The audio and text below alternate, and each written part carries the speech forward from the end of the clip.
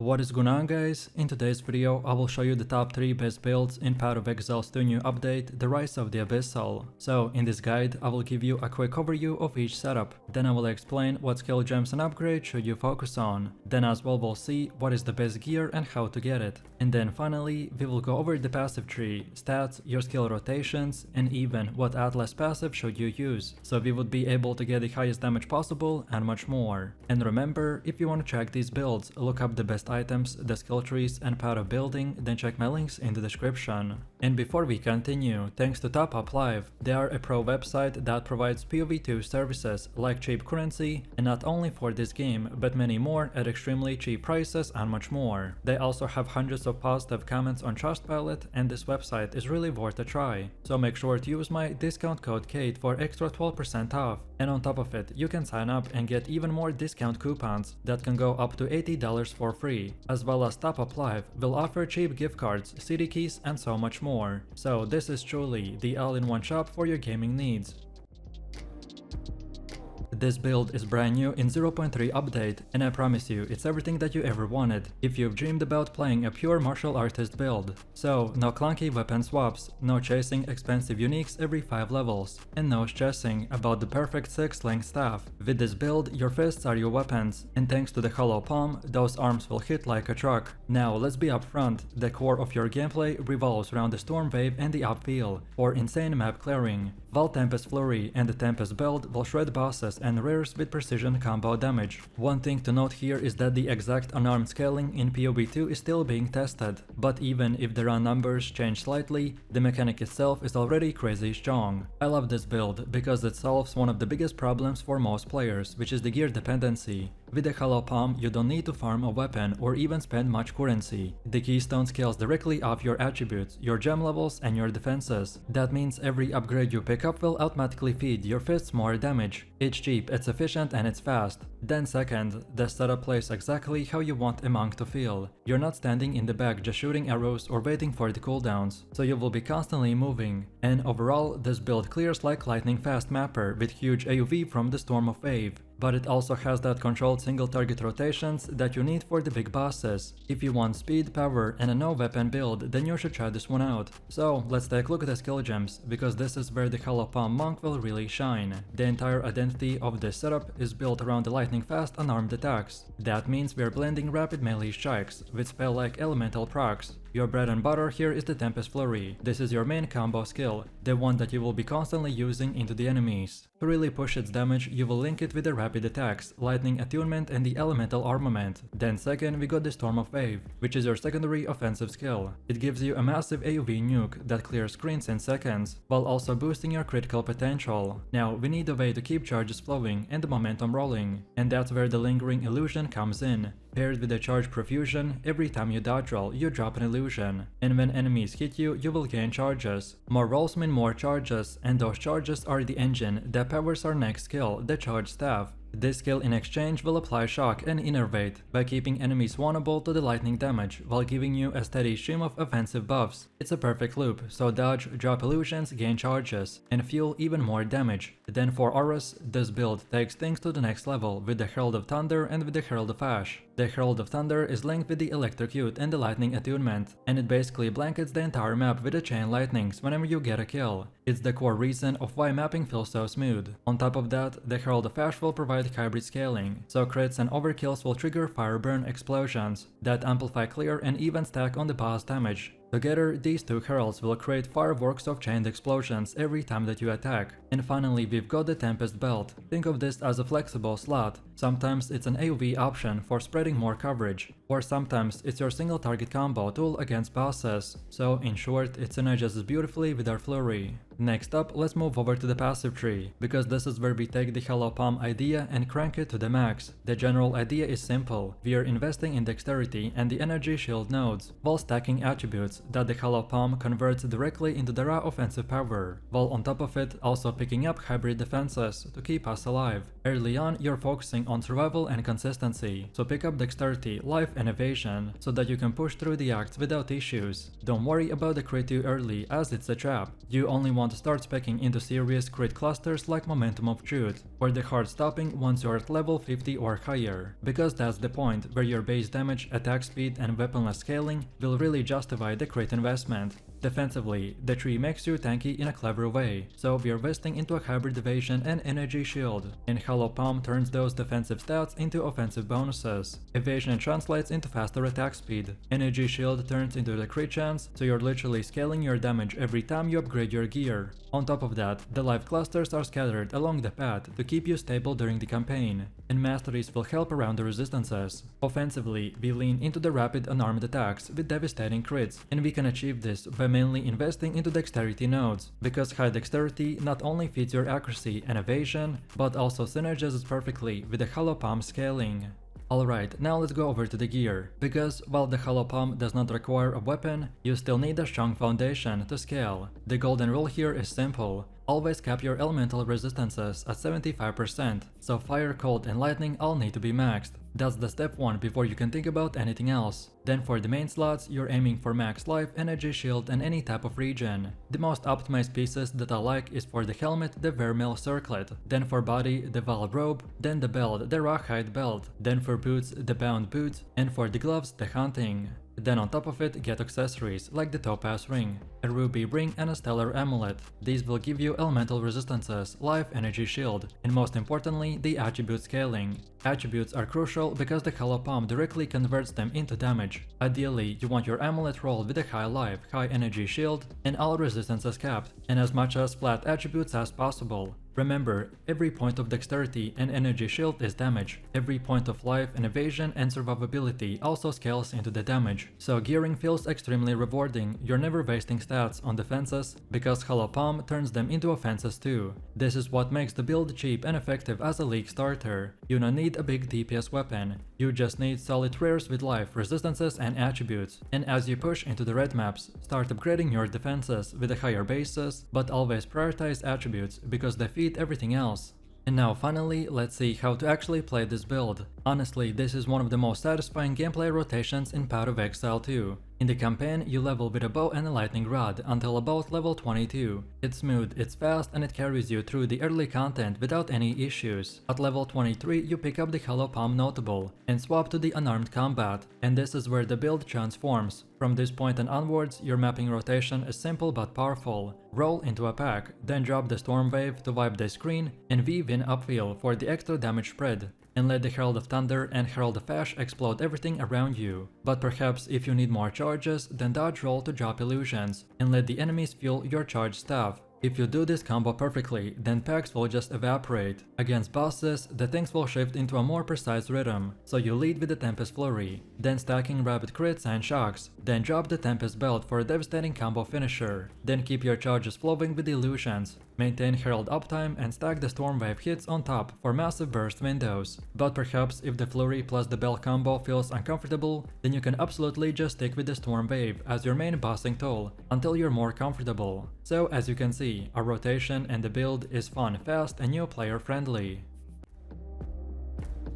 This setup takes everything that people love about the Lightning Arrow meta build and flips it into the cold base monster that freezes, shatters and absolutely demolishes maps at the lightning speed. In patch 0.3, the cold bow skills and the Deadeye both received huge buffs, and when you put those two things together, then you will get a build that doesn't just clear screens, it destroys them before enemies even have a chance to move. For map clearing, the Ice Shot is your powerhouse. With the right support gems, the projectile train across the screen, and spreading the chill ground and freezing everything in their path, the monster groups just don't die, they explode in a cascade of shatters and the Herald of the Ice stacks, by leaving nothing behind. And when it's time for bosses, then you bring out the Lightning Rod, the Orb of Storms and the Snipe, while stacking freezing effects that keep them locked down. The fact that you can do both, so clear like a speed demon and take down endgame encounters, makes this build incredibly versatile. So now let's break down the most important skill gems. At its core, we are centering everything around the ice shot. This is your main clearing ability, and the bread and butter skill that carries the build.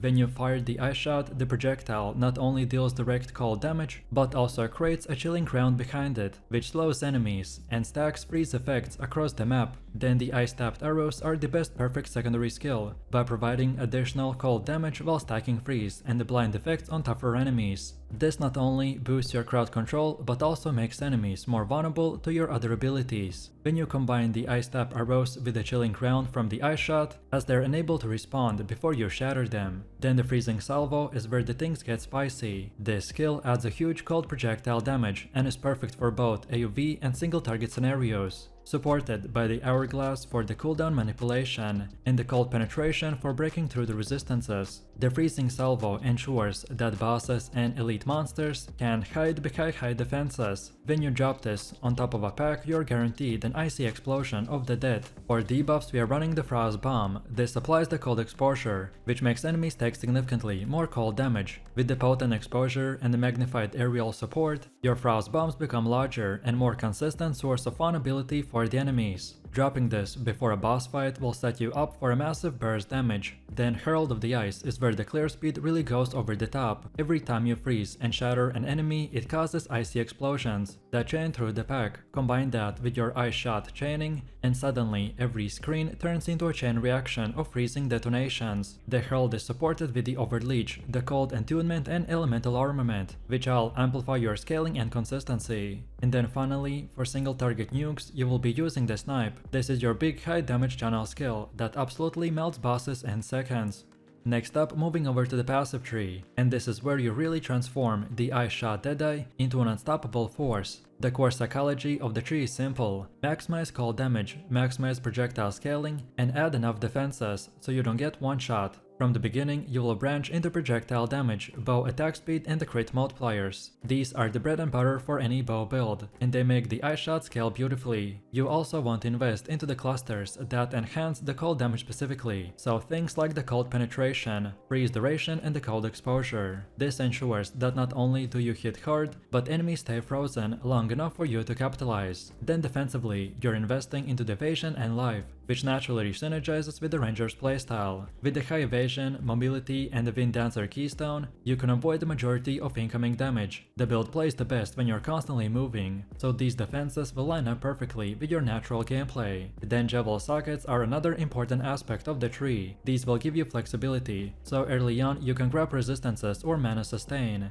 and then later you can swap in the pure gems with the projectile multipliers, crit chance, and attack speed. On Javels, your priority should be on mana kill, as it smooths out early sustain problems. Then next up we have gear, which is always a big one, so let's break it down. Your number one priority is your bow. This build scales insanely well with the weapon quality, so the stronger your bow, the better everything feels. Look for a high base DPS bow with added cold damage, added physical damage, and ideally plus levels to projectile gems. A Gemini base is a fantastic starting point. If you can find a bow with a crit chance as well, then that's where your damage really starts to explode. For your quiver, you want to focus on the flat damage, attack speed, and projectile modifiers. Then mana on kill is amazing bonus here, by smoothing out sustain early. Then projectile speed also makes the ice shot feel cleaner. Then for your gloves and ring, you should prioritize the flat cold damage, resistances, and attack speed. Rings with the added physical or the cold damage to attacks are especially valuable. Your amulet is a great place to grab levels to bow or projectile gems, as well as critical strike multipliers. Later on, anointing a damage node like the serrated edges can push your damage even further. Then defensively, we focus on high evasion gear for your chest and the boots. Resistances should always be capped at 75%,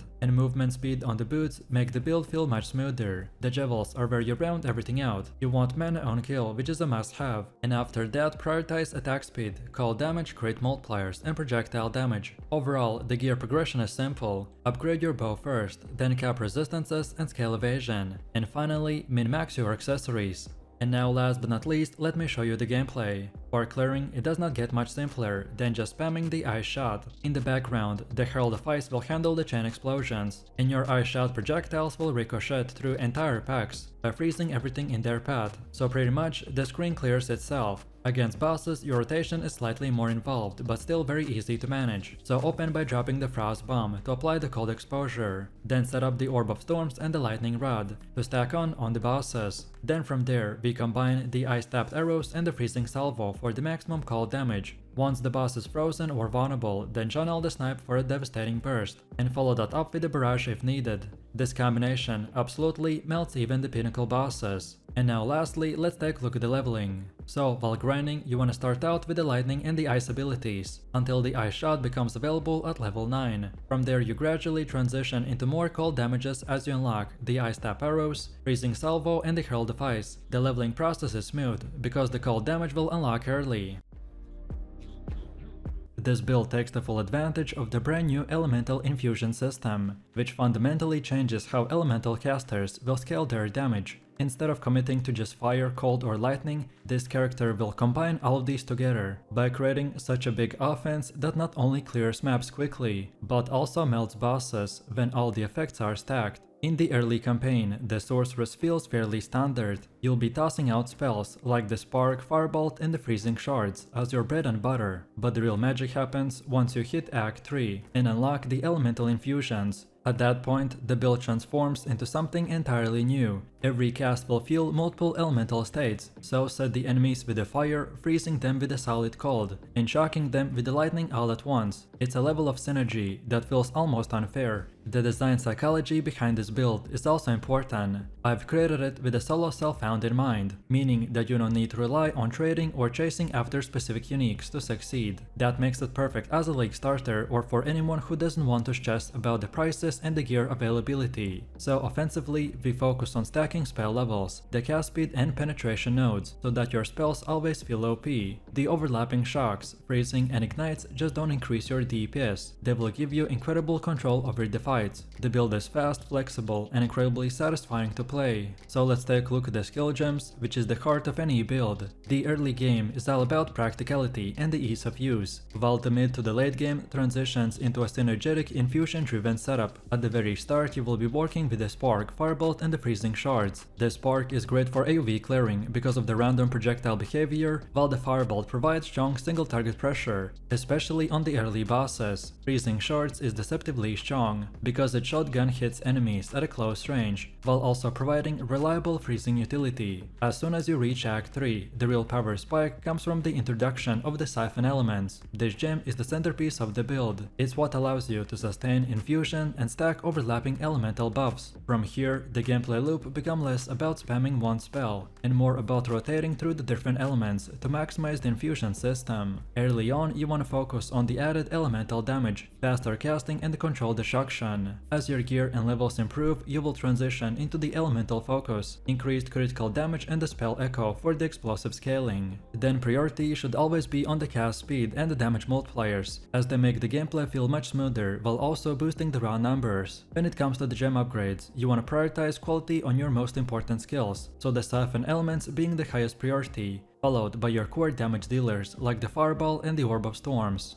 Then next, the passive tree is what turns the build from a decent campaign caster into a late game powerhouse. Starting near the beginning, you immediately pick up the spell damage, mana, regeneration and intelligence nodes to create a solid foundation. These nodes will keep your casting smooth and efficient, which makes you sure you never feel like you're running out of resources mid-fight. Then from there, the tree branches outwards into the elemental clusters. The beauty of this build is that it doesn't pigeonhole itself into one element. You're deliberately spreading your investments across fire, cold and the lightning nodes. The fire clusters will enhance your ignite and the raw damage scaling. Then cold clusters will empower your freeze chance and the crit potential, while the lightning clusters will focus on the shock effectiveness and the critical strikes. Together, these investments will ensure that no matter what you're casting, it always feels OP. Another big focus is on penetration. Enemies scale resistances heavily as you progress, and without penetration, your spell starts to fall off. By grabbing elemental penetration nodes across the tree, you will ensure that the damage stays relevant against even the tankiest bosses. Defensively, the hydration is also the key, so energy shield clusters combined with the life nodes will give you a dual layer defenses. This lets you absorb huge spikes of damage without instantly dying, while your regeneration and the shield charge sustain you through the prolonged encounters. Mana sustain also becomes vital, critical, so you'll be picking up nodes that increase mana efficiency and the regeneration, which allows you to keep spamming spells without interruptions. And then finally, the crit padding ties everything together. The spell critical hit chance and the multiplier nodes give the sorceress a burst potential, by turning the standard casts into a massive nukes. Next up we have gear, which is always a huge part of any build. So let's break down what you need here. During the campaign, you want to prioritize movement speed above all else. Boots with the movement speed will completely change how the build feels, letting you dodge mechanics and move efficiently through the acts. After that, focus on the life, energy, shield and resistances. These stats will keep you alive through the early difficulties, while still letting you to dish out damage. Weapon-wise, the staffs are the best starting option. They naturally roll with the largest stat bonuses, which makes it easier to find strong versions early on, but then later you want to transition into a wand and a shield setup, or a mix of offense and defense. The shields provide an extra energy shield, resistances and sometimes even block, which is super valuable against tougher bosses. Then for stat priorities, intelligence is your main attribute, but don't neglect the strength and dexterity requirements for the certain gems. Then on gear, your priority should be first the movement speed, then maximum life, then mana regeneration, then cast speed, then plus levels to elemental skills, and then any type of resistance. Energy shield scaling should always be secondary, but still relevant. By combining life with the ES, you will get a durable hybrid defense that feels safe in both campaign and maps. Unique items are not required for this build, but if you happen to find early game uniques like the movement speed boots with the energy shield bonuses, or even a wand with the extra spell damage and the chaos resistance, then they can make your leveling much smoother. And remember, the entire design of this build is for solo self-found, so everything you need can be obtained through the normal progression. And now finally, let's see how do you actually play this build. Early on, you want to rotate between the Spark for AoV and the Firebolt for single target damage. Freezing Shards is a great third option if you pick up a cold base staff, as it gives a great freeze up time. Then combine these with the Frost Bomb for the AoV nukes and the Flame Wall for projectile damage boosts. By Act 3, once infusions come online, then the build's gameplay loop changes. You will rotate between the spells of different elements to maintain multiple infusions simultaneously. For example, you want to cast the Orb of Storms near the enemies to generate the lightning infusions, then drop a Flame Wall for the fire infusions, and then follow that up with the cold spells like the Frost Bomb to trigger the freezing. This rotation ensures that you're stacking all three elemental buffs by maximizing both the damage and crowd control. Then in the maps, the sorceress shine with mobility and stacking damage. You'll dart around the packs, setting up infusions, and watching as entire groups of enemies get deleted in overlapping effects. Against bosses, you control the fight by freezing them in a place, while stacking ignites and shocks for massive sustained DPS. The defensive gameplay revolves around keeping your energy shield topped off, then maintaining resistances and dodging big telegraph hits with the movement speed. Overall, this build is fluid, responsive, and incredibly high DPS.